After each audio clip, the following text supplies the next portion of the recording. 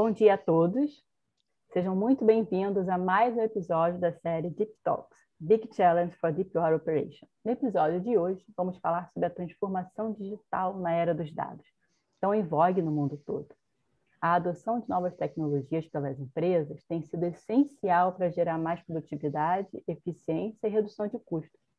Vamos conversar com importantes executivos hoje sobre como fazer uso inteligente de ferramentas como a digitalização, inteligência artificial, machine learning, automação, data analytics, aplicado aos grandes projetos offshore do Brasil. Esse é um evento promovido pela Subsea World Brasil Magazine e pelo grupo Zumaut de Comunicação. Eu gostaria aqui de fazer um agradecimento especial a Elsevier pelo patrocínio desta sessão. Talvez alguns de vocês já conheçam a empresa que é líder em soluções e conteúdo para a ciência, mas que talvez poucos saibam que eles possuem um rol imenso de soluções de pesquisa e análise focados em engenharia e geoscience. E a sinergia com a Subsea World Brasil veio justamente porque o mercado de óleo e gás é um dos maiores usuários dessas plataformas em âmbito mundial. Por isso, estamos juntos aqui hoje proporcionando essa discussão nessa manhã. Vou aproveitar e pedir para a Mariela, que está aqui, e depois ela colocar no chat o link das plataformas para que todos possam conhecer. Aproveito também para agradecer a participação de todos da audiência, que está subindo, as pessoas estão entrando aqui. Antes de começarmos, eu gostaria de lembrar que, por favor, envie as perguntas pelos questions and answers, porque se enviar pelo chat pode ficar perdido, tá? A gente vai tentar responder a todas no final do evento, mas aquelas que porventura não derem serão respondidas posteriormente pelos palestrantes por e-mail. Agradeço muito também a disponibilidade dos nossos palestrantes, acho que o tema hoje é muito vasto, a gente vai tentar ao máximo, sim, se manter no tempo, mas aqui realmente o conteúdo é de grande relevância para o nosso mercado. Passo então a palavra agora para a nossa ilustríssima moderadora, Zepi Panassim, pesquisadora do IPT e presidente da Abraco. Bom evento a todos. Obrigada pela apresentação. Bom dia a todos. É realmente uma grande honra para vir aqui pela segunda vez mediar um webinar de um assunto tão importante que eu me interesso muito, que fez base da minha escalada profissional na área de corrosão. E o assunto hoje é extremamente atual. Não existe nada no mundo ou nenhuma atividade do mundo que não faça uso do assunto que a gente vai falar hoje. Eu gostaria de agradecer também a Subsea World Brasil Magazine, né, por tá promovendo isso e por ter me feito diretamente o convite. Então, a gente sabe que a transformação digital e todos esses dados gerados, toda essa tecnologia TI, a gente se fala hoje em tecnologia, quando a gente fala de tecnologia, imediatamente a gente pensa em tecnologia de TI, e antigamente não, a tecnologia para a gente era uma coisa muito mais ampla, então tão importante que está ficando nos nossos tempos. Então, usar toda essa tecnologia disponível para melhorar, para aumentar a produtividade, diminuir os custos, vai trazer benefícios não só para as empresas que adotam isso, mas para toda a humanidade, porque, afinal, os produtos que chegam ao mercado vão chegar mais seguros e mais com custo menor, porque a gente está usando, então, tecnologias mais avançadas para produzir de uma maneira mais limpa, né? Também tem essa questão do meio ambiente, que a gente pode usar os dados do meio ambiente para organizar a produção de bens de consumo, e em todos os setores eles são beneficiados com isso, e por que não um grande setor que é o nosso setor de óleo e gás. A gente pode dizer que a transformação digital começou isso já há muitas décadas atrás, quando a gente começou a substituir aí a máquina de escrever por um computador. Então, de lá para cá, foi um piscar de olhos. Hoje, qualquer cidadão consegue comprar qualquer produto de R$ 50 e acompanhar, não só aqui dentro do seu próprio país, mas uma coisa importada que sai de lá, acompanhar todo o trajeto até chegar para ele saber exatamente quando saiu, que sabe onde chegou, se está em voo, se está sendo transportado, onde está. Então, e você imagina só a encomenda e a entrega de um produto simples, a quantidade de dados que gera e a quantidade de dados que você pode usar, esses dados gerados você pode usar para você fazer uma análise, tomar decisões, etc. Então, vocês imaginam que hoje uma empresa sem o uso dessas ferramentas, vai ficar para trás. Então, qualquer empresa, seja micro, macro ou mesmo o grande setor como o nosso de óleo e gás, esse assunto é um negócio realmente muito, muito atual e importantíssimo. Nós vamos ter hoje conosco grandes profissionais, certo? Com notória atuação no setor, e eu vou falar de um pouquinho de cada um deles para vocês conhecerem um pouquinho da historinha deles. Então, primeiro eu vou falar do Fernando Carneiro, que é o gerente de Centro de Excelência em Inteligência Artificial da Petrobras. Ele é bacharel em Ciências de Computação pela Universidade Federal Fluminense, possui 2 pós-graduações na PUC-Rio, uma em análise de sistema de computação e uma em Data Warehousing. E ainda está fazendo um mestrado atualmente em curso sobre inteligência artificial na Universidade Federal Fluminense. Em seguida, vou falar do Cláudio Jorge, que é o superintendente de dados técnicos da Agência Nacional de Petróleo, Gás Natural e Biocombustível, conhecido na nossa ANP, que regula o setor. Ele é graduado em Geologia pela Universidade Federal Rural do Rio de Janeiro, com MBA em Petróleo e Gás pela Universidade Federal do Rio de Janeiro e tem mestrado em Geociências pela Universidade Federal Fluminense. Em seguida, nós temos o Paulo Machado, que ele é Head of Field Performance da América do Sul, da Tecnofint. O Fernando, ele é engenheiro civil pela Universidade Federal do Rio de Janeiro, ele fez MBA em gerenciamento de projetos pela Fundação Getúlio Vargas, mestrado em tecnologia de exploração e óleo e gás da COP Rio e transformação digital pela Digital House. Finalmente, nós temos o Samir Saad, diretor de novos negócios em Geoscience, engenharia da Elsevier, formado em Ciências de Comunicação na Universidade de Amsterdã e atua gerenciando um time global que usa a ciência de dados e tecnologia para a customização de soluções para o setor de óleo e gás, certo? Bom, então a gente está na hora de começar o nosso bate-papo. Eu só gostaria de lembrar aos nossos convidados que, atente no tempo, a gente gostaria que as respostas fossem dadas dentro de 5 minutos, para que a gente pudesse cumprir todo o programa que a gente se propôs a fazer. Nós vamos ter 3 rounds de perguntas diretas que eu vou fazer, os nossos convidados vão responder, e o 4º round vai ser de perguntas que vocês escreverem no chat, e eu vou receber essas perguntas e a gente vai fazer as perguntas. O que a gente não conseguir fazer, depois a organização manda para vocês as respostas. Bom, vamos começar então os trabalhos. Começamos pelo Cláudio da ANP. Então, a minha pergunta é a seguinte: como a ANP vem usando as tecnologias para simplificação e aperfeiçoamento regulatório? Bom dia, obrigado, Trazenor, obrigado a Subicia pelo convite, Sérvia. Essa é uma pergunta interessante, que ela pode ser feita de 2 formas, né? Como que a regulação usa a tecnologia para a simplificação? Então, assim, o primeiro processo de transformação digital começa, né, na cabeça. Começa na Samir, cabeça. can you hear me? Yes, sir. Então, posso continuar? Acredito que sim.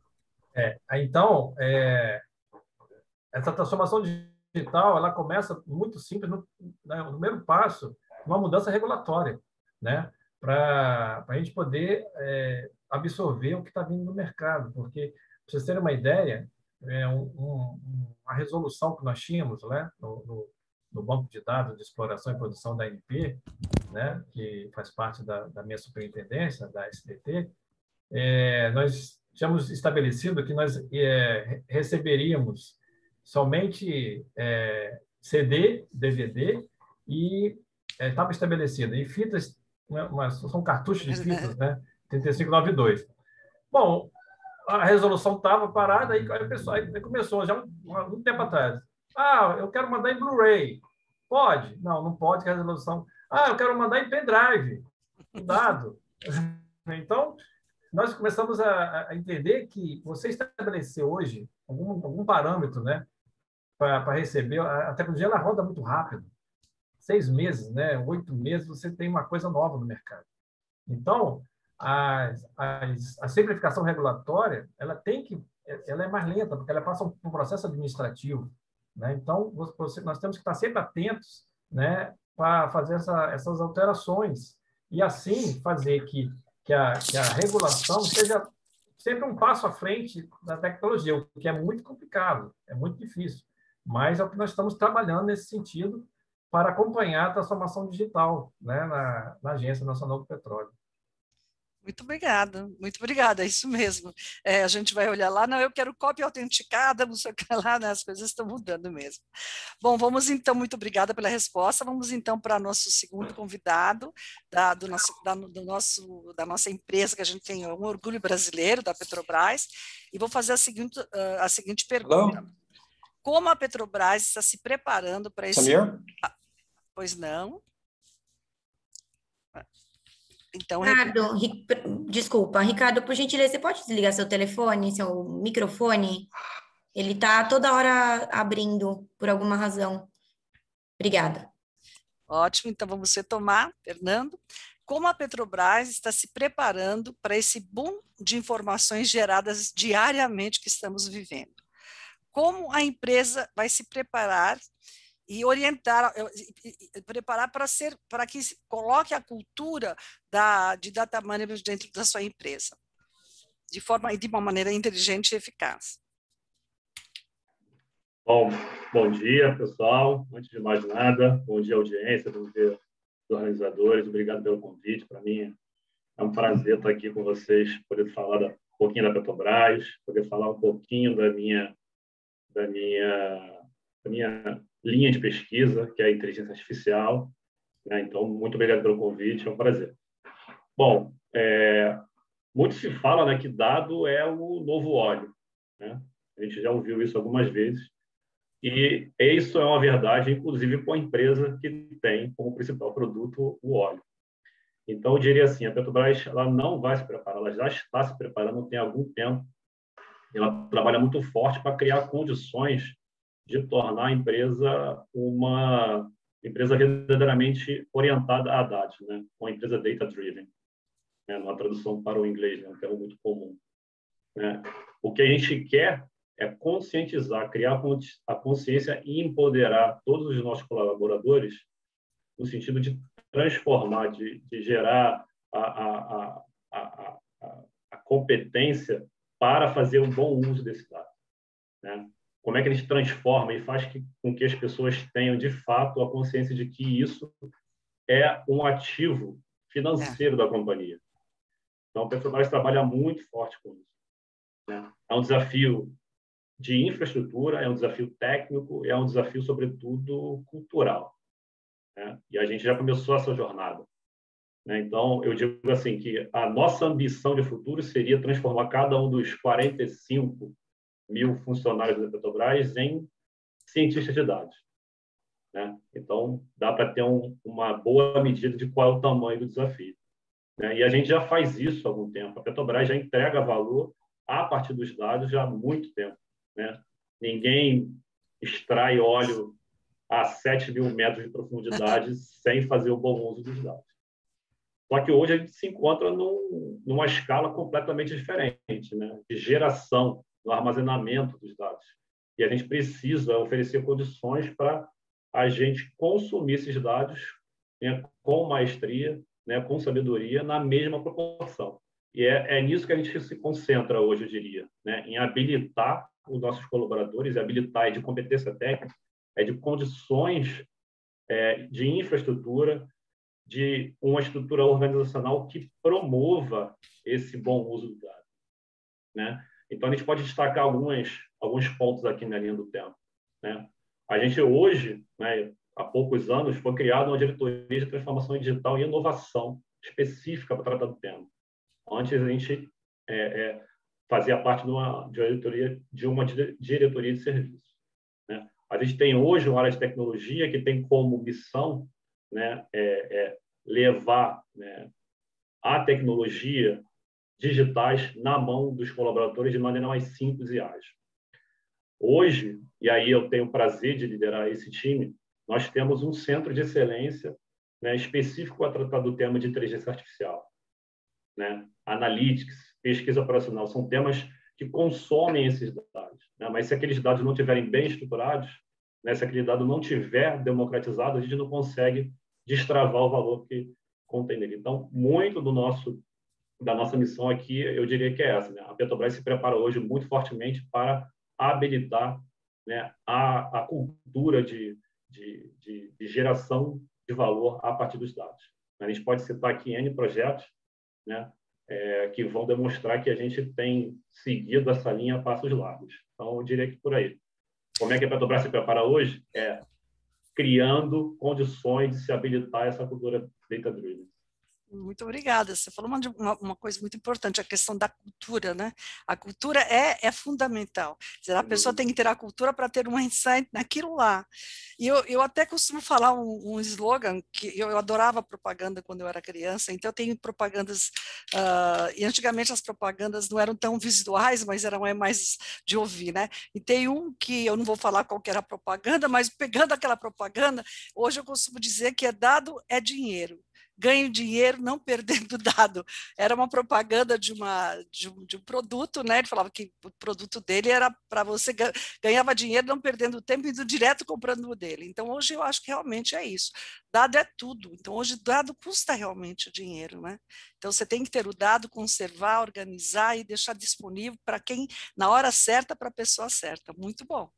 No passado, né, a gente pode até destacar isso, no passado as empresas mais valiosas, né, eram aquelas que tinham o óleo como negócio, né? Hoje, se a gente olhar, são aquelas que têm basicamente o dado como negócio. Facebook, Exatamente. Apple, Microsoft, por aí vai. É assim mesmo. Bom, a gente viu, eu vou falar com o Paulo agora, né, que passou aí a empresa de óleo, né, quer dizer, eles estão pensando, e no caso da Tecnofint, né, uma corrida tecnológica deu para ver. Como? Paulo. Tecnip. Eu pus até aqui porque tem a Tecnofint, que eu trabalho com ele, desculpe, eu faço isso. Tem algumas bastante similares. É um nome similar, mas não posso errar. Obrigado. Então, você viu que uma corrida tecnológica se instalou em todo lugar e as operadoras estão realmente levando isso muito a sério, né? E eu queria saber como é que mas isso não sei se aconteceu, a gente quer saber como é que os EPCistas estão se posicionando nisso. Fala um pouco de como que a sua empresa, a Tecnip FMC, agora eu vou falar direitinho, está promovendo essa transformação digital nas operações, nas suas operações. Obrigado, bom dia a todos, obrigado aos organizadores pelo convite, a oportunidade muito valiosa de troca com profissionais tão gabaritados da nossa indústria. Bom, já começou assim, se não tivesse começado, não estava aqui. Como você disse no início, nós estaríamos absolutamente fora, né? Passados para trás com relação à caminhada da nossa indústria e do mundo como um todo, né? Exato. Bom, desde a fusão da Tecnip com a FMC, em 2017, né, formando a Tecnip FMC, a empresa iniciou a sua transformação digital de forma estruturada e global, né, coletando os casos de sucesso e boas iniciativas dos dois legados, né, o legado da empresa francesa e o da americana, e com isso, com essa base, ela passou a desenvolver a sua transformação digital em si. Bom, a mensagem do nosso CEO, logo no início, foi bastante clara com relação ao objetivarmos ganho de performance com a digitalização da nossa empresa, tanto na nossa operação em si, nas nossas fábricas, escritórios, centros de pesquisa, centros de suporte e serviço aos clientes, né, como em Macaé, e também quanto no aumento de performance na nossa entrega para os nossos clientes finais, né, tanto de um equipamento em si, de um sistema submarino, e dos serviços associados a esses equipamentos. Bom, em 2018, a empresa decidiu unificar os times de TI e os times de iniciativas digitais em um time único, o que fez bastante sentido para a nossa organização à época. E, desde então, várias iniciativas de digitalização têm sido implementadas na nossa empresa, tanto para atividades internas quanto externas. Destaco o programa Paperless, em que a empresa globalmente buscou reduzir ao máximo papelada em nossas atividades, usando soluções de software e hardware, né? Alguém falou no início, né? Acho que fazia também com relação a reconhecimento de firma, né? Toda a burocracia que nós temos aqui no Brasil. E um passo importante foi assinaturas digitais, né? Em que isso reduziu bastante, consideravelmente, a papelada em nossas operações. Outro destaque foi um aplicativo para liderança, né? Para visitas da liderança, né? A empresa ela motiva, estimula bastante as visitas da liderança às fábricas e outros setores, né? E hoje é um aplicativo em que as pessoas formalizam essa visita, tiram fotos do que for necessário, colocam os pontos positivos e pontos a serem melhorados, né, dentro de um aplicativo.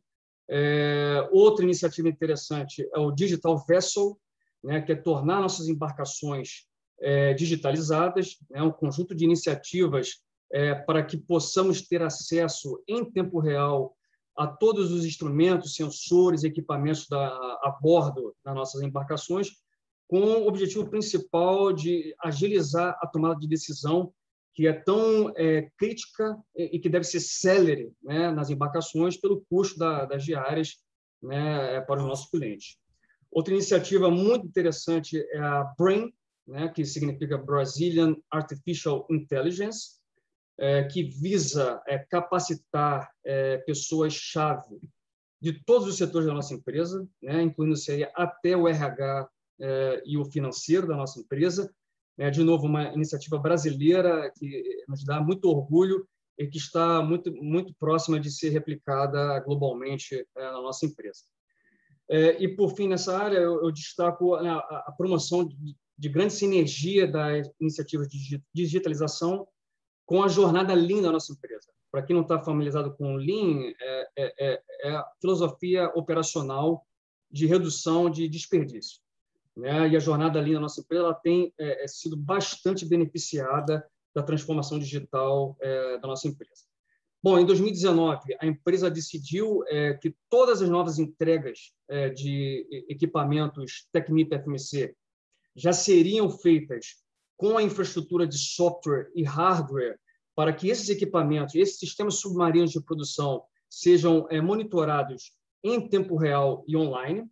Obviamente, essa decisão ela depende de um acordo, né, de uma parceria com os nossos clientes finais, né, os operadores dos campos, né, como a Petrobras, do que faremos com esses dados, o que faremos e não faremos com os dados sob si.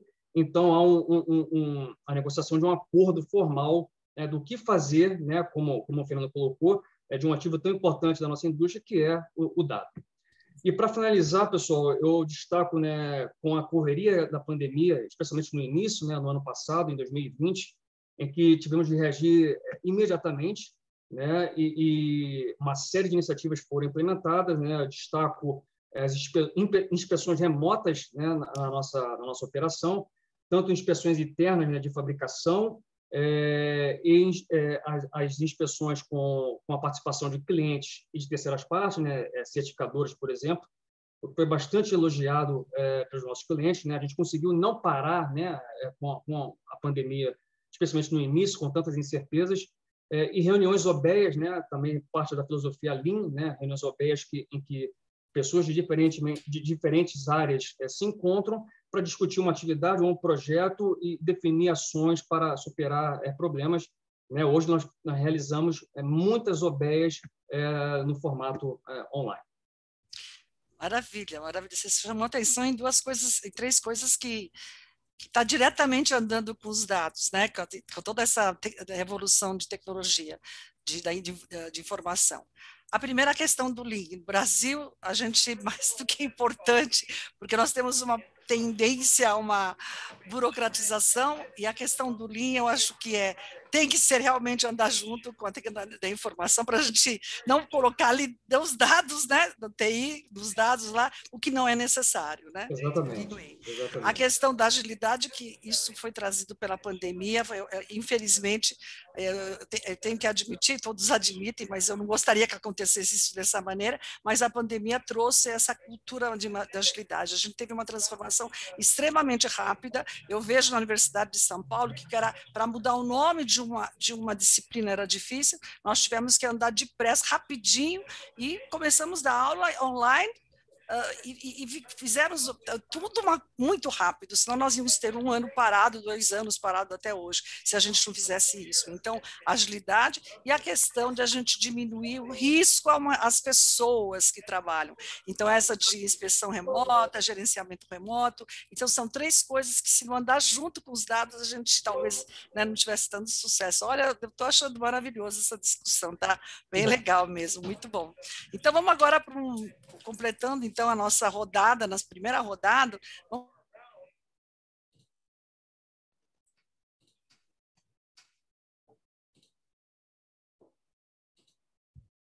Pode continuar, Zipi, ele está sendo traduzido.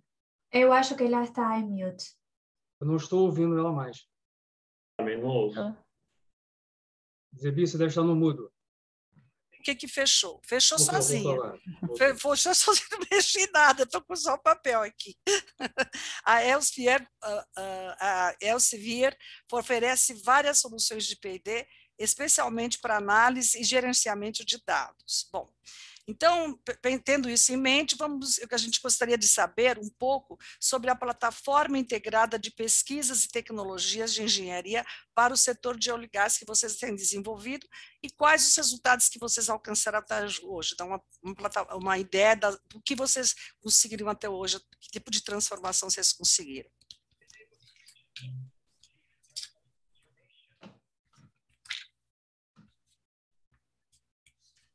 So that's over to me, I guess. So I will speak in English. I will speak slowly. Yeah. Okay. So what we do, I think before answering your question, I thought maybe it's good first to summarize, conversation that I had, last week with a customer. And the person I spoke with is an exploration geologist from an oil and gas company, based here in Europe. So what this person told me, and what we constantly hear, is that this person has to deal with huge amounts of data. Well, that is not exceptional. That's what we hear over and over.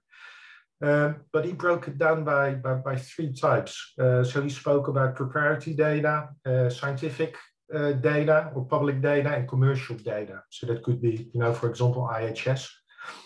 The problem, as he described it, is that a lot of the data is difficult or even impossible to find. And there are basically 2 ways how we address these challenges. So one is really to help organizations to structure their proprietary data, and the second thing is to make the data accessible and discoverable alongside other types of data. So that could be scientific data, but also, for example, commercial data. And so that is what we do through our platform. And the platform is called GeoFacets.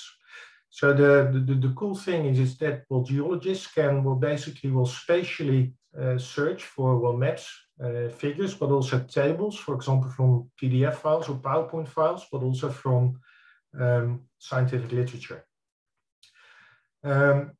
So what it does is this really, helps geologists, for example, to find data that they could not find before. But we also have examples of customers who bought data, for example, seismic data, years ago. And in the old situation, sometimes companies, purchase twice the same, seismic data set. But, when you organize the data in a well-structured way, then, you can overcome that and you will save huge amounts of data, of dollars. So that is, really, what we do. So that really briefly describes the GeoFacets platform. So structuring unstructured data and, helping you to search both public scientific data, commercial data, and proprietary data on one platform. So I hope that answers your question. Yeah. Bom, nós vamos esperar a tradução para falar ou eu posso falar? Pelo jeito eu posso falar? Pode, Zepi. Está traduzido só para ele. Então, tá. Então, isso aqui é um assunto bastante importante que ele tocou, porque eu acho que eu sou uma privilegiada, a minha geração é privilegiada, porque a gente começou não tendo acesso a livros, né? De repente, a gente tinha algum tipo de acesso nas bibliotecas e demorávamos horas para identificar um artigo que nos interessava para fazer a nossa pesquisa. Hoje é um piscar de olhos. Então, realmente, a estruturação de dados e depois você permitir que as pessoas, dados são importantes, a gente já viu o que é, mas permitir que as pessoas consigam alcançar os dados disponíveis, né? As pessoas autorizadas a chegarem a isso, é uma tarefa que, se não tivesse na questão quem gera dados, se não tivesse quem organiza, o ciclo não teria fechado. Então, realmente, é um papel de extrema importância. Hoje, você consegue qualquer tipo de dado dentro do que você quer, um pesquisador como eu, rapidamente. Então, isso tem uma ciência atrás disso, uma engenharia atrás disso, de você estruturar os dados e ver como acessá-los. Realmente é de extrema importância. Sem isso, talvez não tivéssemos tanto sucesso. Muito obrigada. Bom, eu não sei se eu não estou controlando o tempo, mas espero que a gente tenha cumprido o tempo da primeira rodada e nós vamos partir para a segunda rodada. Sim, gostaria de saber se alguém quer fazer posso partir para a segunda rodada? Pode. Então, vamos lá. Dessa vez vamos começar com o Fernando da Petrobras, certo? Fernando, você pode falar para a gente sobre os projetos específicos, exemplos de transformação digital que a empresa vem trabalhando para engenharia submarina, para offshore? Opa, vamos lá. Bom, acho que é bem fácil a gente perceber que a continuidade das operações da companhia, da Petrobras, hoje, ela é um elemento fundamental, né, para a geração de valor da Petrobras. Então, assim, a gente tem hoje plataformas que têm uma produção de até 150 mil barris. Se você pegar o preço do petróleo 70 barris, você faz uma conta aí, a gente chega no preço, né, do prejuízo que a gente tem se a gente tiver uma produção de um dia naquela plataforma parada. Então, existe muito foco nisso, existe um foco em garantir essa continuidade. E, assim, boa parte dessa continuidade é garantida em processos de inspeção, né? Inspeções submarinas entre elas, né? A gente tem um elemento muito forte na nossa visão, que é a geração de valor para o acionista, mas a gente tem relevância igual na nossa visão para os temas de segurança, para o respeito à vida e para o meio ambiente, né? E aí, se a gente pegar um dos projetos que a gente tem, a gente vê que nesse projeto, né, no projeto Mantis, a gente tem todos esses elementos embutidos, né? O projeto Mantis é um projeto da área de engenharia submarina aqui da Petrobras, que ela está alinhada com todos esses direcionadores e tem um foco muito forte nos dados, né? A área de inspeção de dutos submarinos é uma atividade para a gente essencial para garantir o desenvolvimento da produção, né? Durante as inspeções, que o engenheiro identifica possíveis anomalias, possíveis problemas nas condições dos dutos, e ele pode tomar uma ação no sentido de garantir a continuidade daquela operação, né?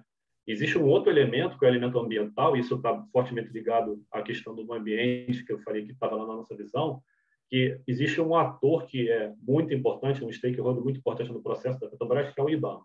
E nessas inspeções submarinas, a gente também captura informação relevante para ser trocada com o time do IBAMA, né? Então, esse projeto realmente veio para causar uma grande revolução na forma como a gente faz, né? Como é que isso é feito, né, tipicamente?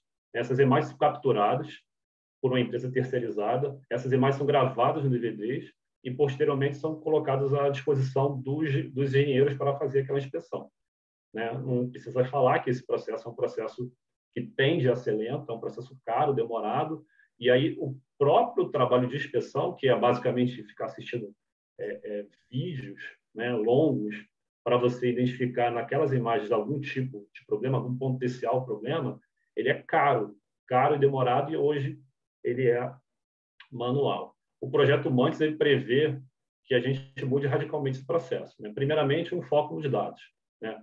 Então, a gente está eliminando completamente do processo de ingestão desse dado a figura do DVD.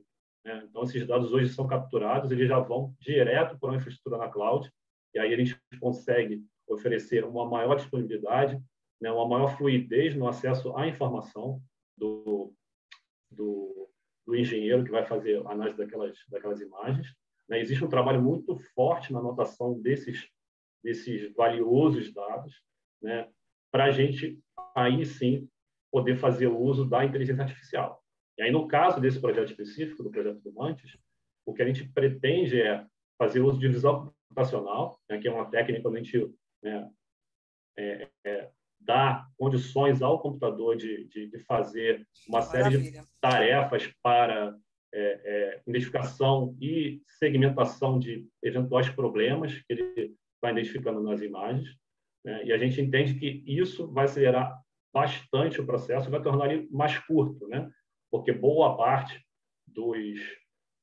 da classificação dos eventos que a gente vai identificar nas pessoas, elas podem ser feitas através de uma máquina, né? E aí o cientista, né, o engenheiro de inspeção, ele vai se concentrar de fato naqueles programas que somente o humano sabe fazer, né? A gente, eu acho que é bom dizer, né, a gente não quer substituir o humano, a gente quer simplesmente se beneficiar cada vez mais dessa técnica, né? Então, é a parceria do homem e da máquina. Esse é a grande entrega do projeto Mantis. Então, assim, já estamos a todo vapor, né? Já existe todo esse processo de gestão mapeado, tem todo um trabalho colaborativo de rotulagem das informações para a gente fazer cada vez mais uso da inteligência artificial. É maravilhoso, isso é muito importante o que você falou, porque eu já fiz assim, por exemplo, já filmei tomografia, né? Tomografia de pecinhas pequenininhas para ver microtrincas. Você começa a assistir aquilo lá de até 10 minutos, a mesma coisa, daqui a pouquinho você está distraída. Agora, você usando a inteligência artificial, dizendo assim, olha, os dados nesse ponto estão diferentes do que a média geral, então o inspetor vai diretamente lá e pode não deixar escapar absolutamente nada. Então, isso é fantástico. E essa questão que você falou, né, que as pessoas têm um pouco de medo dessa substituição do ser humano, é o que você falou, né? Não, a gente vai fazer, eu acho que não, né? A gente vai usar realmente as pessoas sabem fazer melhor do que é analisar uma situação com um detalhe maior. Se a máquina te dá, olha, analisa essa e não perca tempo com essa, olha quanta coisa a gente está ganhando, certo?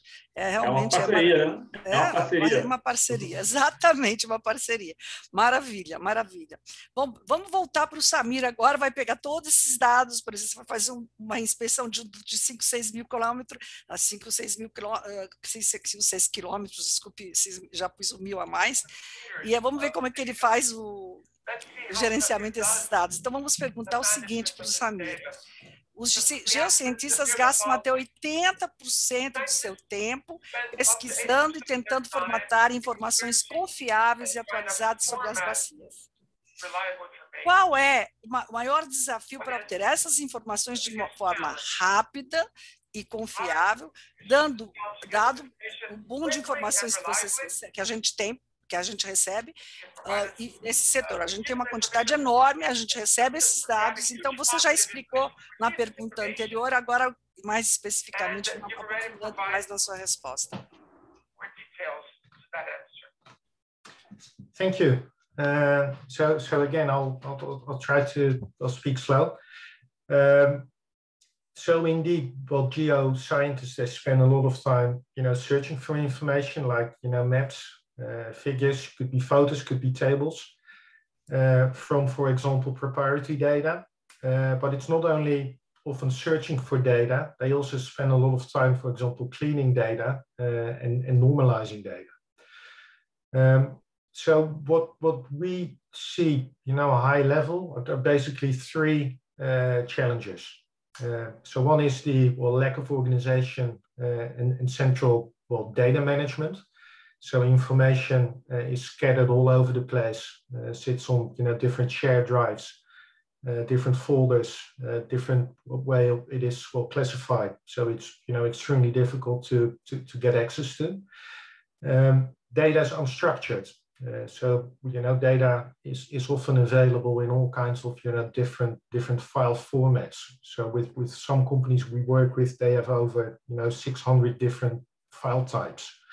So imagine how difficult it is to structure these data. Often there's also no owner or governance standard. And the third point is that while employees retire or leave the industry, and with that, a lot of valuable information is lost. So what we do is really extract data from, for example, could be PDF files, it could be PowerPoint files. So we could, for example, extract tables, maps, figures. We enrich the data that is currently locked within documents. And we make it easily discoverable, accessible, but also consumable. For example, that people can use it in Excel, ArcGIS, Petrel, etc. So with this, really, end users spend less time finding, but also formatting data. Plus, they can discover new insights, but also new relationships within the data. That was not possible before, and you can do that indeed with, for example, using AI and machine learning. Ok, thank you. Então, é isso mesmo, né? A gente gera os dados para eles, eles conseguem organizar, verificar o que é mais importante, menos importante, já entrega para a gente num formato que a gente sabe ler, certo? Então, é muito importante o que o pessoal faz com os dados. Então, a gente gera dados, eles trabalham os dados, classificam e nos entregam o que nós precisamos de forma que a gente possa ler facilmente. Se entregassem com códigos, aí a gente ia ficar realmente perdido. Menos tempo e melhor uso dos dados que a gente está falando durante todo esse ciclo. Vamos, então, agora ver, o óleo produziu lá os dados, mas vamos ver ali na Technip FMC. Então, em relação às operações submarinas, Paulo, como que a sua empresa está aplicando essas novas tecnologias para melhorar o desempenho dos projetos que vocês têm, né, dos vários equipamentos que vocês costumam projetar e construir e instalar? Bom, eu gostaria de iniciar a resposta a essa pergunta citando um fato emblemático em 2020, que foi o prêmio CEO, né, o maior prêmio interno na nossa empresa, ao Subsea Studio, que é a nossa plataforma de software usada desde a fase conceitual de um campo submarino, né, a fase de pré-FEED e FEED, até a operação em tempo real desse campo, né, alguns anos depois. Isso mostra a relevância estratégica da transformação digital na nossa empresa. Destaco também uma nova tecnologia, sistema de ROV, não só para inspeção, né, mas não combinando com o Fernando, né, ele citou muito bem o quanto é desafiador a inspeção submarina. Então, a Technip FMC desenvolveu um sistema chamado Gemini, né, que visa otimizar as operações por ROV, né, não só operações de inspeção, mas inspeções também de intervenção e instalação de equipamentos, para otimizar, garantir o aumento de eficiência dessas operações, né, e de segurança também. Essa tecnologia ela integra plenamente o veículo, os manipuladores, que são os braços do ROV, e as ferramentas que o ROV usa, que são dezenas, né? O sistema tem aplicação pesada de automação e robótica subsea. Como diferencial, o equipamento ele pode residir subsea por até 28 dias, né? Trabalhando 24/7, sem retorno à embarcação. Né? Geralmente, o ROV precisa retornar à embarcação para uma reconfiguração de ferramenta, né? Trocar para aquele job, né? Para aquela tarefa que ele vai realizar, ele usará uma ferramenta diferente. Essa ferramenta tem que ser trocada na embarcação. Isso não é necessário com o Gemini, isso é feito subsea, de forma automatizada e levando por volta de 2 minutos essa mudança de ferramenta. Né? Dentro do sistema, obviamente, há uma questão de data management, bastante robusta, né? Não só com o piloto de ROV em si na embarcação, mas com acompanhamento remoto, onshore, das operações, né? Que geram uma quantidade de dados imensa e tem que ser processada imediatamente, né? Outro diferencial, o sistema ele tem acesso a mais de 30 ferramentas de intervenção com ele, né? Como eu disse, sem ter que retornar à embarcação, funcionalidade de automação, de pilotagem e da intervenção em si. Como consequência, isso já está operando no mundo, operações que levavam horas estão levando minutos. Outro ponto que eu gostaria de destacar é o CPM, né? Condition and Performance Monitoring, que é a nossa ferramenta digital para monitorar online e em tempo real a integridade estrutural e funcional dos nossos equipamentos. Eu gosto muito de dizer que o CPM ele visa dar a luzinha amarela para a operação da nossa indústria, né? A operação de sistemas subsea, né? Fazendo a meia-culpa, a nossa indústria é muito run to failure, né? Luzinha verdinha, está tudo bem, de repente, luzinha vermelha, temos um problema. Como o Fernando mencionou, inspeção de dutos, que é algo que a gente faz na Tecnip FMC, muitas vezes você vai fazer a inspeção e você já tem um problema lá, às claras, e você tem que remediar, né, a situação de alguma forma. Então, o CPM visa dar a luzinha amarela, predizer condições inadequadas ou uma possível falha do equipamento para que o operador possa se preparar, né, para intervir no momento certo e fazer o que for necessário para manter a operação do campo. Então, há outras, né, outras iniciativas, outras tecnologias digitais na operação dos campos, mas eu destaco essas duas como as principais no momento. Maravilha, mas essa questão de você nem precisar trazer o equipamento, a terra para a pessoa montar, então é fantástica, realmente eu não conhecia isso, olha, está sendo algo bem muito novo. bom. Aí vocês chamaram ele de Gemini, né? Gemini não é um nome de uma missão da NASA? Eu tenho a impressão que... Uma delas é uma da NASA. Daí eu fiquei lembrando, a gente está aqui na Terra, se a NASA consegue fazer a inspeção, por que nós do óleo e gás não podemos fazer, né?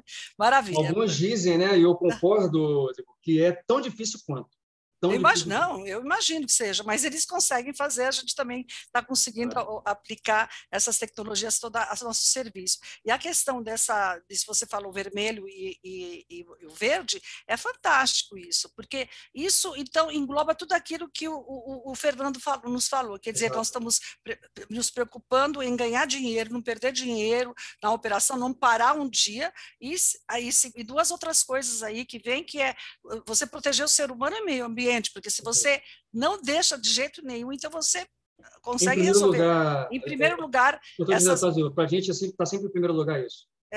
Então você remedia, e não o que a gente fazia tradicionalmente, esperava falhar, depois remediar. Você fazendo isso antes, gasta menos e protege com certeza muito mais o ser humano e o meio ambiente. Maravilha mesmo. Vamos então agora para o Cláudio, né? Cláudio, fechando esse bloco, né? Você viu aí você viu não, você sabe, não é que você viu agora, claro, a quantidade imensa de dados gerados, né, na indústria de petróleo e gás, e assim, além desses dados do próprios equipamentos, a gente viu também nesse bloco que vocês têm um grande volume de dados geofísicos, geológicos e geoquímicos ali, né? Então, o pessoal preocupando já em conversando com outros órgãos, né, trazendo esses dados. Então, você tem uma quantidade enorme de dados e que você, como agência reguladora, você vai ter que disponibilizar. Como a agência tem conseguido compilar tudo isso de forma inteligente e disponibilizar? Quer dizer, a gente viu lá o Samir falando como é que eles fazem lá. Então, exatamente na ANEEL, como é que se faz isso?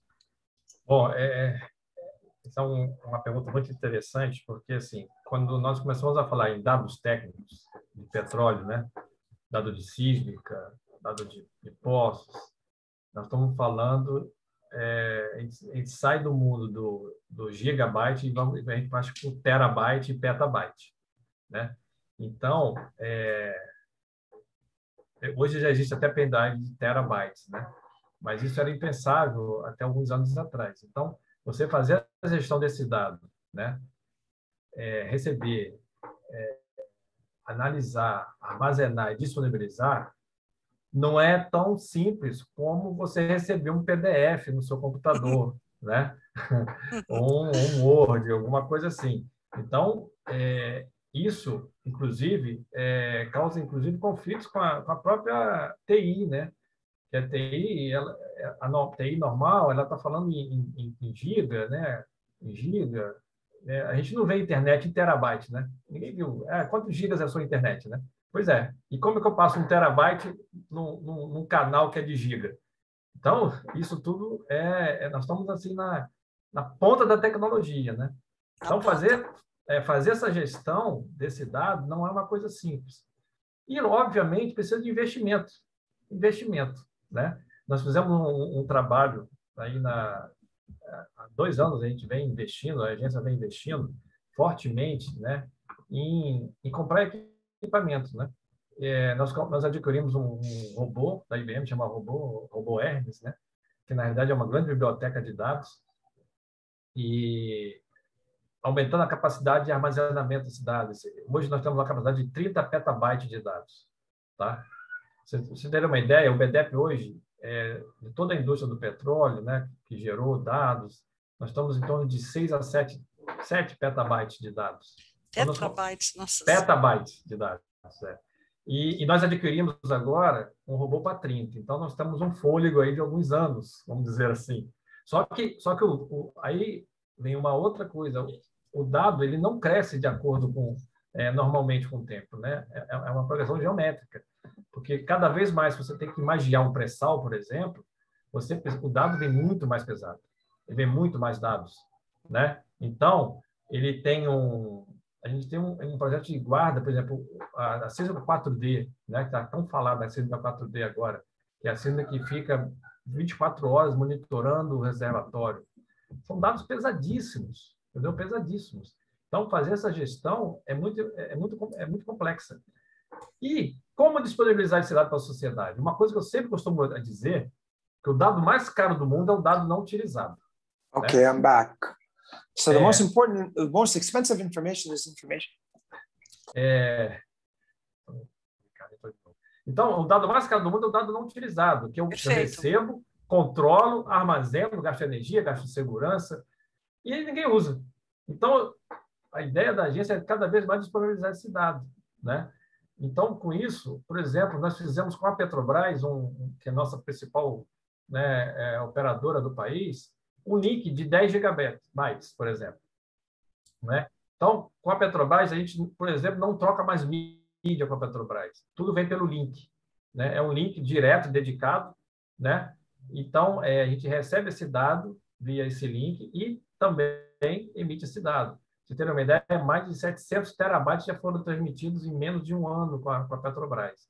As outras operadoras, né, ainda não porque existe uma questão econômica do link, né? Ele tem um custo, né? Como não tem um volume de dados que vale a pena, ainda não foi posto um outro link na agência, mas pelo menos nós resolvemos, vamos dizer assim, 80%, né? Fizemos um Pareto aí, né, da solução, tanto com a operadora que mais adquire dado, como a que mais emite dado também, né, para a INP. E esses investimentos, eles continuam, eles não param nunca, né? Porque a gente sabe que no serviço público, o investimento também, ele não é simples, ele precisa de um tempo para você fazer esse investimento, né? De todo um processo administrativo, tem que ver 3 preços no mercado. Então, o processo administrativo, às vezes, ele demora tanto tempo que já se lança uma outra coisa no mercado antes de você adquirir o que você está querendo comprar, né? E o mercado, ele é muito rápido. O mercado, ele é muito rápido. Muito, né? Rápido, Então, como eu falei, você fazer essa disponibilização é importantíssimo, né? Para o mercado, não só fazer essa gestão, mas essa disponibilização. Então, nós temos que estar sempre atentos. E ligado, como eu falei anteriormente, à regulação, né? A regulação. Então, você está sempre atento, né, o que está ocorrendo no mercado. E o investimento em pessoas também, né? Isso aí a gente não pode deixar, porque as tecnologias mudam muito, os processos de desenvolvimento, né? Estão sempre mudando, e o investimento em pessoas também tem que ser alto. Então, a agência recebe os dados de todas as operadoras do país. Você imagina? É muito grande. É muito dado, né? Cada vez estão vindo maiores. Então, nós estamos, assim, de uma certa forma, conseguindo, né? A agência está conseguindo manter esse armazenamento, né, desses dados. Nós temos padrões para cada dado desse, né? E aumentando cada vez mais a forma de disponibilização desses dados também, né? É que a gente está tentando, porque a gente entende que o mercado, com dado parado, não vai adiantar nada. Ninguém vai descobrir óleo com dado parado lá dentro do BDEP, entendeu? Então, exatamente, a gente podia mudar aquele slogan, não perca dinheiro não perdendo dado, ou não guardando dados, né? Ganhe dinheiro disponibilizando dados. Claro, para que você vai querer o dano que ninguém vai usar? Além do que, a capacidade de armazenamento de dados, os equipamentos de armazenamento, elas têm certa limitação. Vem aí novas tecnologias, a gente sabe que está vindo a espintrônica aqui para aumentar terrivelmente, né? Mas muita pesquisa ainda tem que ser feita para a gente chegar lá. Então, realmente, vamos armazenar aquilo que realmente nós precisamos, certo? Então, realmente é necessário para depois a gente resgatar. É extremamente importante essa sua colocação. Pessoal, eu acho que depois, olha, eu adoro falar sobre esse assunto, né? Mas eu realmente acho que hoje está sendo muito rico, eu estou aprendendo uma série de coisas, né? Então, você vê como a gente tem que realmente modernizar. A gente está modernizando. É bom a gente ter esse tipo de trabalho disseminado, porque a gente pensa que se fala tanto na mídia do Brasil, a gente pensa, o Brasil está caindo, está colapsando. Não estamos tanto, estamos aí trabalhando muito para segurar o nosso país, graças a Deus. Bom, gente, acabamos o nosso terceiro round, no segundo round nós vamos para o terceiro, antes de abrir as perguntas para o público. Então, nessa terceira, nós vamos começar com o Samir, né, Samir? Então, a gente queria saber, Samir, como você pode explicar para a gente a abordagem que sua empresa está usando para a digitalização e como ela faz para escalonar projetos nessa abordagem. Tem uma certa abordagem, você faz um pequeno projeto e como você escalona isso para ser aplicado na indústria de óleo e gás. Quer dizer, o que vocês têm e como vocês fazem isso para adaptar para a nossa indústria, certo?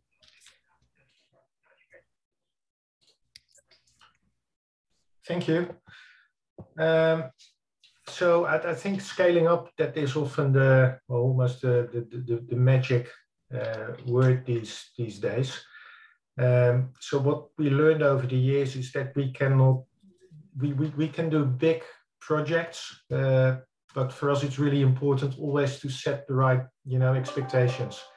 I think what we learned a lot with AI and machine learning and lots of startups out there is that sometimes the expectation that are set are not realistic.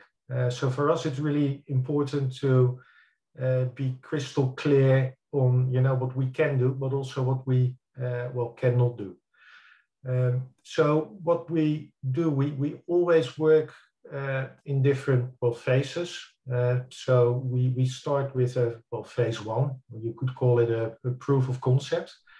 And the whole idea being is that we get a representative data set from a company, or it could be a representative data set, but it could also be a specific basin, it could be a project, it could be a region. And then we agree on requirements and deliverables. And these proof of concepts in general don't take more than 4 to 5 months. And the end result is that we provide you a secured environment where you can search your proprietary data next to, for example, public data and commercial data. So for us, the bottom line is really to start small, learn about your data, but also for you to learn about our technical capabilities. And after that, we can decide. So both parties can decide, how to scale up to future phases. So again, for us, it's important to start small. Yes, of course. É realmente muito importante a gente começar, né, a entender e aí vai ampliando depois que vai na prática também a gente vai aperfeiçoando. Bom, agora a gente, voltando para o Cláudio, eu tenho a impressão que a pergunta que a gente elencou para você, você já abordou um pouquinho, mas talvez você possa explicar um pouquinho mais em detalhe, que seriam as recentes tecnologias que vocês lançaram na ANP para gerência de dados, e tem alguns produtos em parceria. Então, na realidade, você já falou do seu produto em parceria, mas além desse produto, se você quiser entrar depois um pouquinho mais a fundo no produto do Link, quais são as outras tecnologias que lançaram para vocês conversarem, então, com seus com as pessoas que estão ligadas à ANP, com as pessoas não, as grandes empresas que estão ligadas a vocês. É interessante essa pergunta, porque a ANP, como ela recebe de todo mundo, ela recebe das grandes e das pequenas, né? E nem sempre todas as empresas estão no mesmo nível, obviamente, né? Exatamente. Estão preparadas a receber isso. Por exemplo, alguns tipos de dados a gente está enviando por FTP, né? É um protocolo de segurança de transferência de dados pela internet, simplesmente pela internet. Mas nós estamos limitados, né? Até um certo ponto do tamanho do dado. Como eu falei, nós estamos no estado da arte da internet, né? Além da internet ainda ser cara, né? Ela não está preparada para transmitir dados. Não. Se você ter uma ideia, quando você baixa um filme de um streaming, né? Você está baixando na sua casa em torno de 3 gigas, tá? Eu estou falando em terabyte, gente. Entendeu? Terabyte. É mais de 1000 vezes isso aí. É como se você estivesse vendo 500 filmes na sua casa. Então, de uma vez só. Então, a internet não está preparada para isso. Tá? Então, nós temos que ser... a gente quer avançar em alguns pontos e a gente não consegue. Nós fizemos um trabalho agora, por exemplo, de uma solução que veio de uma demanda, né, do governo, do setor, né, também, do projeto REAT, que é um projeto para reativar os dados, os campos onshore do país. Bom, essa demanda veio para a gente disponibilizar gratuitamente esses dados, né, num portal. Como o Samir falou um pouco dessa disponibilização aí, né? Tá, vamos disponibilizar o dado. Aí fomos conversar, né? Qual o tamanho desse dado? 2,5 terabytes de dados. Ok, como é que a gente faz isso? Então, nós tivemos que reinventar a roda, né? Vamos dizer assim. Fazer parcerias, fizemos uma parceria, por exemplo, com a CPRM, que é o Serviço Geológico Brasileiro, né? Mas por que com eles, né? Porque além de a gente já ter um acordo com eles há muito tempo, né? Um acordo tecnológico, eles fazem parte da Rede Nacional de Ensino e Pesquisa, que a USP, com certeza está, que tem um link de 10 gigabytes, né, entre as universidades, e alguns parceiros trabalham com esse dado. Então, nós vamos nos associar, inclusive, né, à RNP, e aí nós fizemos uma parceria com eles, que eles já estão na RNP. Né? Então, além de tudo, para as universidades, o dado vai estar praticamente, né, rápido, online, né? E para os outros parceiros, eles têm um link de 1 giga, que eles conseguem transmitir esses dados. Mas, para isso, tivemos que fazer um site, fizemos um site, quebramos o dado em bacias, quebramos em tipo de dado, poço, sísmica 2D, sísmica 3D, né? Para poder isso se transformar em gigabyte. Porque você não consegue baixar tudo de uma vez. 2 terabytes é impossível. Não existe no mundo baixar 2 terabytes de dados de uma vez. Né? Mas nós conseguimos criar isso com criatividade, desenvolvimento interno, com o pessoal da SDT, né? Desenvolvendo isso diretamente, com a parceria com a CPRM, Serviço Geológico Brasileiro, né? Eles foram fantásticos de ceder, né, essa tecnologia, né? O background, vamos dizer assim, todo deles, né? Nós ficamos com front-end e eles com back-end. Então, foi fantástico. Então, qualquer pessoa hoje no mundo, tá, pode entrar no site, reat.cprm.gov.br/ANP. Você pode entrar nesse site, você baixa todos os dados onshore do país. Gente, os dados onshore do país está em torno hoje de 2,5 terabytes, mas é o histórico do país, da exploração do país. São 50 anos de exploração exploração de óleo e gás. Serve para óleo e gás, mas serve para águas subterrâneas, né? Serve para pesquisa, para mineração, serve para tudo. Então, mas isso, para poder ter esse avanço, como eu falei, parcerias com quem tem, porque acho que essa questão da parceria, da sinergia, né, entre órgãos públicos é muito importante. Né? Às vezes está sobrando um lugar e faltando outro, você faz um acordo e você consegue fazer isso com eficiência, né? E simplesmente com boa vontade também, né? de todos os envolvidos para que isso ocorresse. Mas essas soluções, às vezes, tem que ser assim, entendeu? Tem que ser meio que feito, né, na força da vontade, porque simplesmente a agência sozinha não ia conseguir fazer isso, né? Não ia conseguir por vários fatores, né? Mas isso está sendo acessado no mundo inteiro. Maravilha. Tem acesso na Noruega, na Inglaterra. E o que isso vai trazer, gente? Vai trazer investimentos para o país, o que é importante. Então, a universidade em Harvard e Connecticut, outros lugares podem acessar esses dados, fazer pesquisa e descobrir um grande play, de repente, no país, onshore, e trazer investimento das empresas. Né? Maravilha, maravilha. Então, a gente isso foi uma grande... Foi disruptivo. Né? Maravilhoso. Essa questão do dado foi disruptivo. E os pesquisadores estão no mundo inteiro fazendo as pesquisas, entendeu? Quer dizer, mas para isso teve que ter uma mudança regulatória também há um tempo, porque isso, inclusive, é engraçado. Por exemplo, se um servidor da ANP ou da própria Petrobras quisesse fazer um doutorado hoje no exterior, ele não poderia levar um dado brasileiro. Era proibido. Aí, por que proibido? Então, vem aquela primeira pergunta que você fez. A mudança regulatória é importante para a transformação digital também. Exatamente. E aí nós mudamos fizemos essa mudança regulatória, né, na resolução. Por que o Harvard não pode acessar um dado nosso? Ninguém vai chegar com uma plataforma aqui e vai explorar. Pô. Tem que passar por um vídeo, por um processo legal. Né?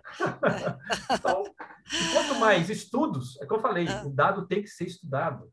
Ele tem que virar informação, né? Tem que virar conhecimento. A cadeia do dado. Não adianta ele ficar parado. Não adianta ele ficar eu gastando milhões armazenado no BDEP. Essa é a ideia hoje, né, da ANP, de colocar esse dado para fora. E agora está vindo um outro projeto, que é o PROMAR, que é o dos campos maduros, né? Já estamos trabalhando nesse sentido também, de disponibilização desses dados, que os campos maduros estão aí produzindo há anos, precisam de ter uma revitalização, então precisa de dados, precisa de estudos, né, em cima deles. E as empresas estão prontas aí para começar esse estudo, mas precisa do dado. Precisa daquela cisma que está guardada lá comigo há, sei lá, 20 anos, né? Agora, se eu seguro isso, se eu não disponibilizo, não adianta, né? Ninguém vai conseguir sair do zero. Eu falo, olha, a gasolina que você põe no seu carro começa na sísmica, que é onde nem tem bloco, começa na exploração sísmica, sabe? Quando uma empresa vem investir no país, né, numa área que não tem nada, né? Então a gente tem que começar a pensar nisso, entendeu? A fazer essa cadeia. Maravilhoso. Essa cadeia. Ou o plástico que tem na sua casa, o gás que você está cozinhando. Né? Exatamente. E está a questão de meio ambiente também. Eu sou muito tranquilo sobre isso. As pessoas atacam a área de óleo e gás. Eu vou pegar esse gancho. Quer dizer, você não cozinha em casa, você faz o quê? Carvão? É com carvão que você cozinha? Então, sabe, vamos devagar. Nós estamos passando aí por um processo de transição energética. Óbvio. Quando a onda vem, não tem jeito, vai haver uma transição energética, né? Mas lembrando uma velha frase aí do setor, né? A idade da pedra não acabou por falta de pedra, tá? Então, a área do petróleo não acabou por falta de petróleo. Porém, nós temos que explorar o que está, as riquezas que estão hoje, senão vão ficar lá embaixo. E não vai ter bem nenhum para a sociedade. Né? Até hoje se usa carvão no mundo, é o segundo energético que mais se usa no mundo. Então, o óleo e gás não acabou com o carvão. Né? É o que mais se usa hoje. Então, essas discussões são muito interessantes, profundas. Nós temos acho que a universidade tem um papel fundamental nisso. Exatamente. Da pesquisa, na ciência. Eu acredito muito nisso, né? porque sem essa base da universidade, né, para quebrar algumas verdades que estão sendo estabelecidas, né? Então, eu acho que é importantíssimo. E a gestão dos dados, isso vem tudo, nós estamos falando da gestão dos dados, do conhecimento, para se transformar em informação e transformar em conhecimento. Então, maravilhoso. É isso que nós estamos tentando fazer. O que você colocou, algumas coisas são incríveis. Da Idade da Pedra, eu comecei a fazer um estudo que eu vou apresentar em agosto, a pessoa que pediu o estudo, sobre materiais avançados. Eu comecei com a pré-história. A pré-história, você começou a cair a pedra, quando vem a pedra lascada, foi o novo material, ele foi chamado de novo material. É engraçado isso, hoje o material avançado e o novo material são vistos como sinônimos. Então, você tem isso aqui, você tem uma transformação. E a questão do meio ambiente, que se ataca tanto o setor de óleo e gás, eu acho que a gente deveria de fazer muito mais eventos dessa maneira para levar para a sociedade o que a indústria de óleo e gás trouxe de tecnologia avançada, quer dizer, muita coisa que a gente usa no nosso dia a dia veio do desenvolvimento tecnológico do setor de óleo e gás. Eu já fui uma pesquisadora que não trabalhou com óleo e gás durante um período, né, do meu início da minha carreira, durante muito tempo, e eu tinha um certo nível de conhecimento. Na hora que eu comecei a trabalhar com óleo e gás, trabalhar em projetos de óleo e gás, o meu nível de conhecimento eu considero como antes de Cristo e depois de Cristo, antes de óleo e gás e depois de óleo e gás, porque é uma coisa impressionante, a tecnologia por todos os lados, transbordando tecnologia, conhecimento. Então, eu acho que realmente o que você está falando é uma coisa importantíssima, certo? E pegando esse cara... Inclusive, existe uma brincadeira dentro do pessoal, que virou uma brincadeira, mas é uma verdade. Antes do óleo, gás, o que se fazia para iluminar as ruas? Qual era o óleo? De baleia. Veja você, eu não sabia disso, não. Matava-se baleia. Olha só. Hoje, fala isso para o ambientalista. Então aí o pessoal costuma brincar que o óleo e gás salvou muitas baleias no mundo, né? A exploração de óleo e gás. Exatamente. Bom, voltando, é uma verdade mesmo. Então, pegando esse gancho, né, de emissões, vamos falar da redução de emissões, né, que está se falando tanto aqui, né? E eu estou vendo aí um movimento muito grande. Se você entra na internet e pesquisar as grandes empresas de óleo e gás, estão as exploradoras mesmo, estou falando das exploradoras. Você vai ver que o pessoal está super preocupado, redução de CO2, projetos todos voltados para reaproveitamento de energia, etc. Então, esse setor está muito preocupado com isso. Pensando nisso, a gente vai fazer a seguinte pergunta para o Paulo. Paulo, vamos falar sobre, então, redução de emissão de CO2. Então, temos que pensar nisso, não só no setor de óleo e gás, em todos os setores, e o setor de óleo e gás não vai deixar de fazer isso. Então, há muito movimento nesse sentido na indústria de óleo e gás, e a gente gostaria de saber o óleo e gás, a indústria, o explorador sabe que ele tem que se preocupar com isso, e está se preocupando, como eu falei. Então, o óleo e gás está enfocado. E como estão os EPCistas nesse sentido? Então, nesse sentido, o que os EPCistas estão fazendo para entender as reais ações que se devem fazer para que reduzir o CO2, né? E então, a sua empresa possui tecnologias disruptivas, porque aí vem, né? Tem que fazer alguma coisa disruptiva para você tem lá, no alto mar, lá principalmente no offshore, você está queimando coisas lá, como fazer isso? Né? Quer dizer, você tem alguma tecnologia disruptiva para reduzir a pegada de carbono? Então, para diminuir então, a contaminação e capturar mais carbono, o que você tem para contar para a gente? Bom, na última reunião com acionistas do nosso CEO, eu citei o CEO nas 3 respostas, mas não é puxa-saquismo, não, tá?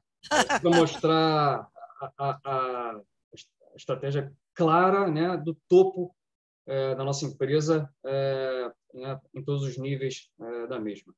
Ele foi muito claro com relação ao compromisso da Tecnip-FMC em reduzir emissões de CO2, né, nas suas atividades, né, nas suas operações no mundo, e auxiliar os nossos clientes finais, né, que são os operadores, né, as empresas de óleo e gás, nessa missão. Bom, nessa reunião foi anunciado o programa batizado de Deep Purple, que objetiva a descarbonização das atividades upstream da nossa indústria, né, exploração, principalmente exploração e produção de óleo e gás, gerando-se hidrogênio verde a partir de energia eólica. Uma ideia assim, bastante disruptiva, né? Já considerando a introdução de energia eólica nos campos submarinos, offshore, né, claro, e associada a isso a geração de hidrogênio.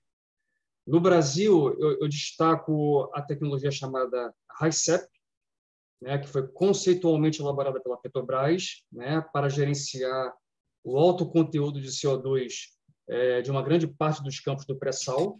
Né? O pré-sal tem o bônus maravilhoso, né, de ter poços produzindo 50 mil, 60 mil barris por dia, né, algo sem precedente na nossa indústria, mas tem um ônus, né, um dos ônus é alto conteúdo de CO2 na produção. Então, como eu disse, a Petrobras pensou no conceito e a Tecnip FMC vem desenvolvendo essa ideia, né, nos últimos anos. Né, a expectativa de instalação é para o ano que vem do primeiro sistema.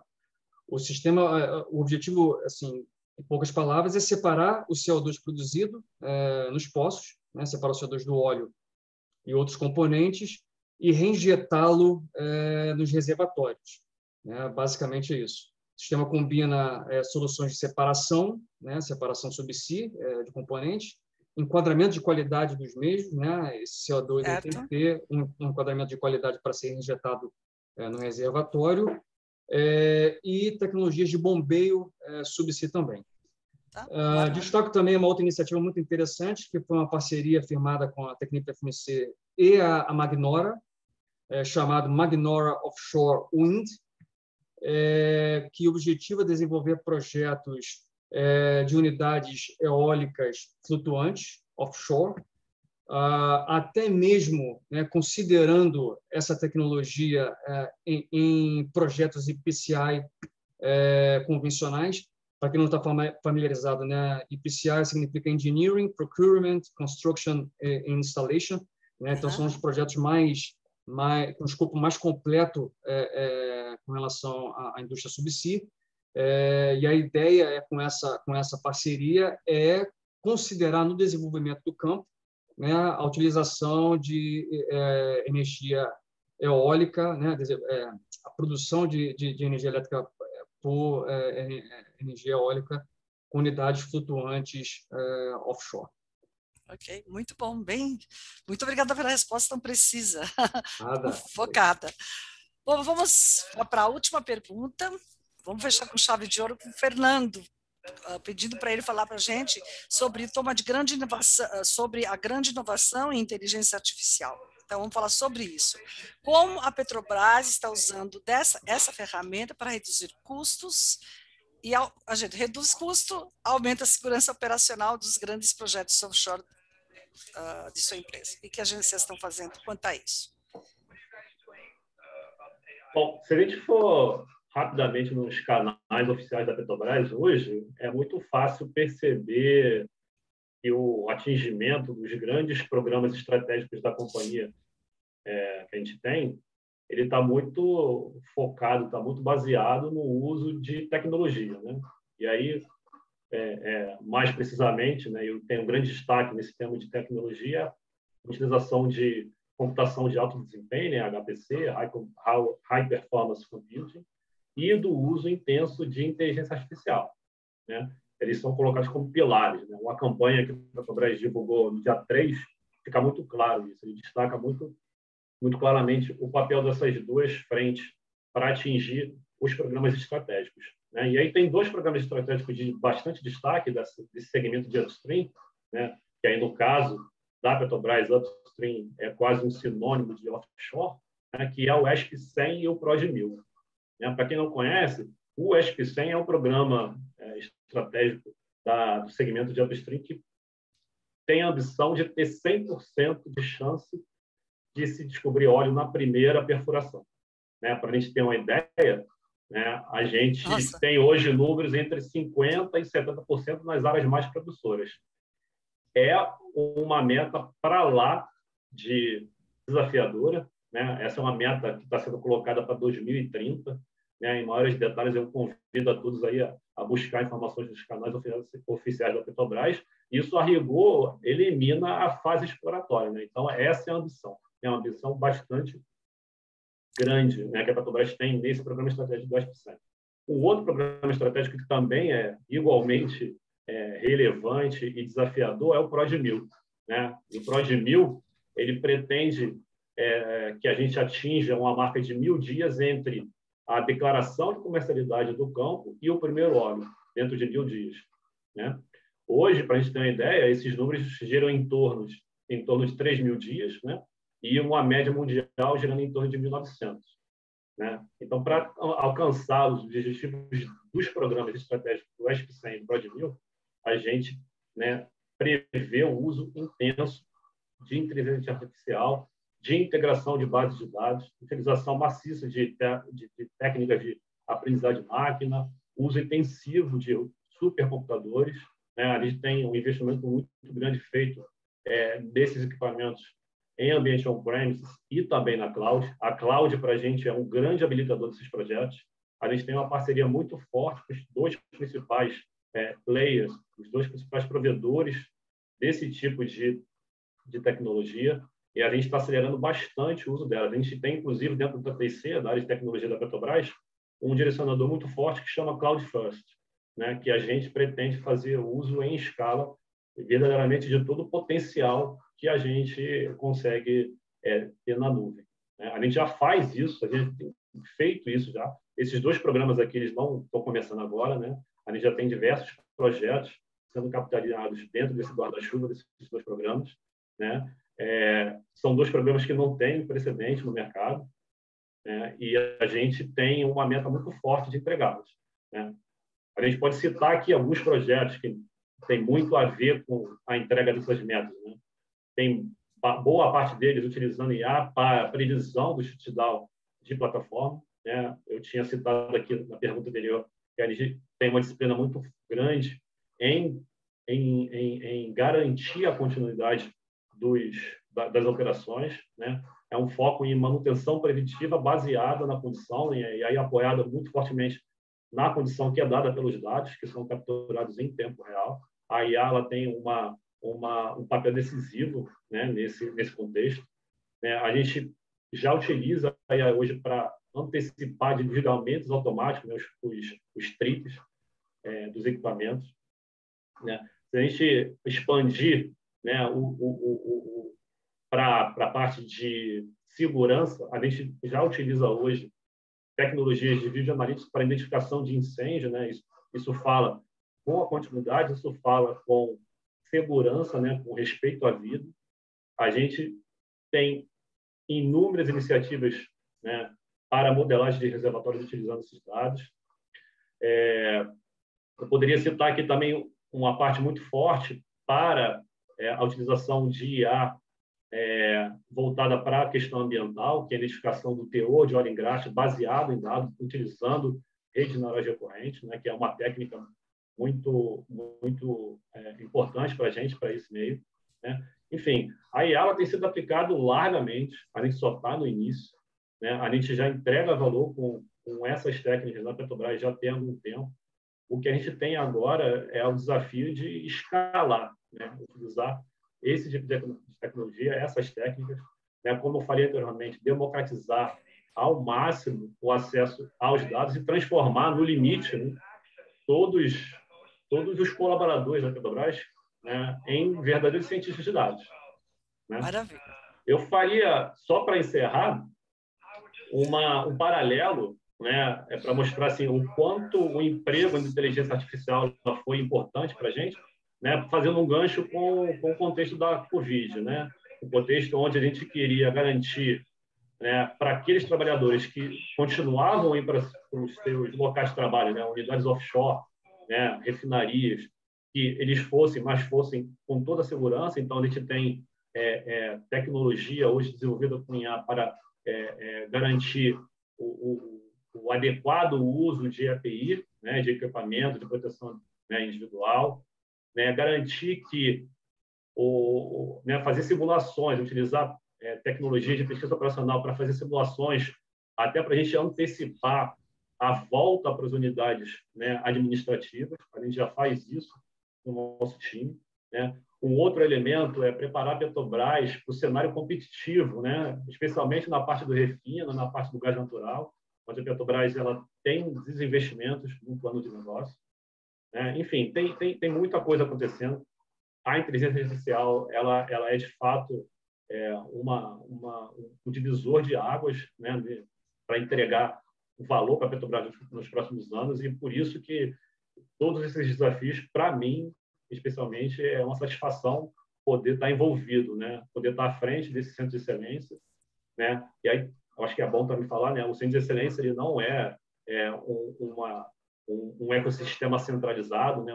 O centro de excelência em IA na Petrobras é um ecossistema descentralizado, porque se a gente quer entregar esse poder na mão de todos os colaboradores, não adianta que a gente concentrar tudo isso, né, numa estrutura dentro da área de tecnologia.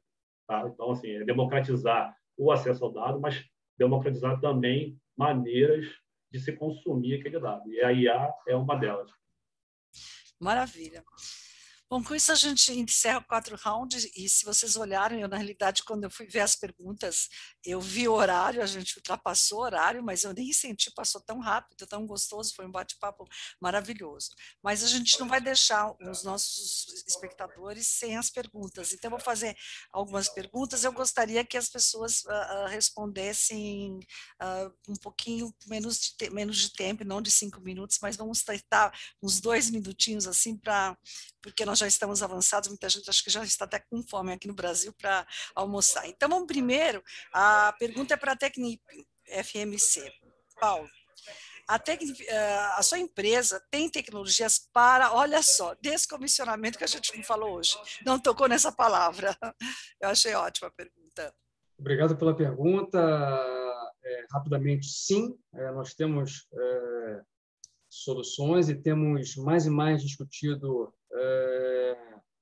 oportunidade de descomissionamento para os nossos clientes.